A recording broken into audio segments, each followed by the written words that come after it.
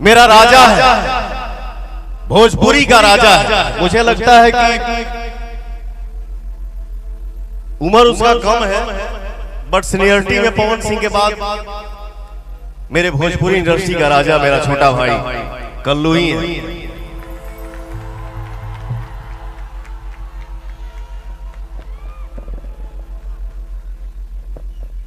हमके आज भी वो दिन याद बा जब हम लोग गठबंधन फिल्म के प्यार फिल्म के शूटिंग करत रही जा,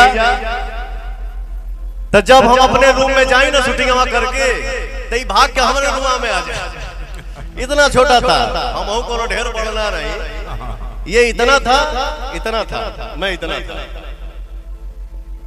तो हम लोग हमके बहुत जगह से सुनने को मिलता था कि ये भाई पवन जी आपका एक चेला है यार, आपका बड़ी नाम लेता है। हम कहे कौन चेला है? तो कल्लू नाम का एक हीरो है, कल्लू नाम का एक सिंगर है।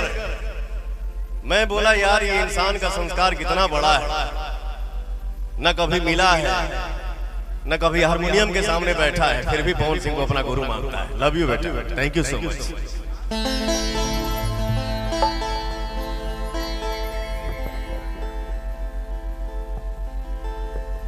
और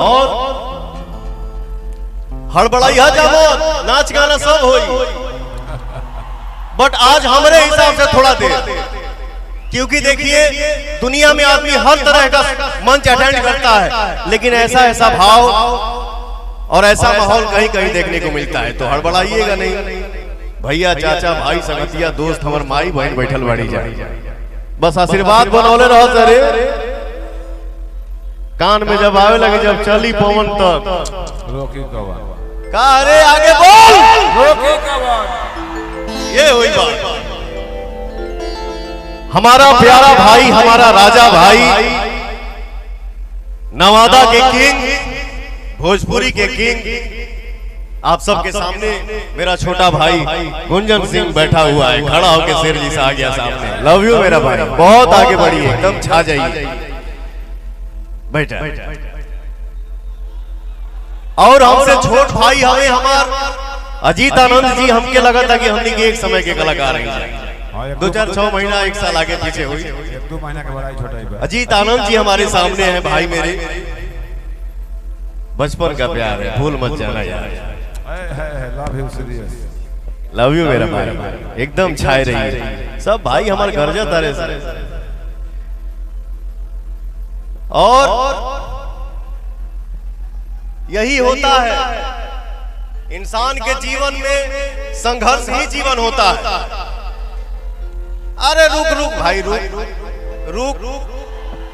अच्छा एक बात बताओ, एजा सब हमार भाई इकट्ठा भइल बड़ा से, एगो के नाम लेबे, एगो के नाम ना ले तो करिए न धीरे, रुक जो 5 मिनट।